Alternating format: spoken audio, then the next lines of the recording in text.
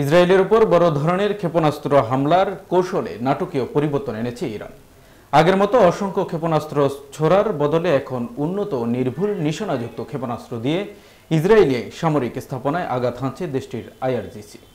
শনিবার মার্কিন সংবাদ মাধ্যম সিএনএনকে দেওয়া এক সাক্ষাৎকারে ইরানের একজন জ্যেষ্ঠ সামরিক কর্মকর্তা এই তথ্য নিশ্চিত করেছেন।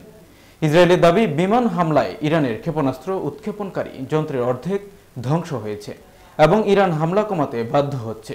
তবে এ দাবি সরাসরি নাকচ করেছেন ইরানি কর্মকর্তারা। তার ভাষায়, আমরা এখন আর সংখ্যার দিকে যাচ্ছি না, উন্নত ও সফল আঘাত হানার দিকে মনোযোগ দিয়েছি। তিনি আরও দাবি করেন, ইরানের নতুন ব্যালিস্টিক ক্ষেপণাস্ত্র মার্কিন থ্যাড, প্যাট্রিক অ্যারো-3, ডেভিড স্লিং ও আয়রন ডোম সিস্টেম ভেদ করে লক্ষ্য আঘাত হানছে।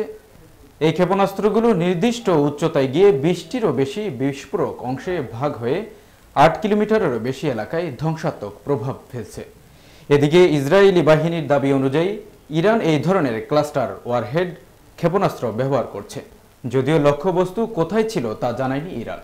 ইরানি এই কর্মকর্তা ইসরায়েলকে হুঁশিয়ারি দিয়ে বলেন, ক্ষেপণাস্ত্রের সংখ্যা কমেছে দেখে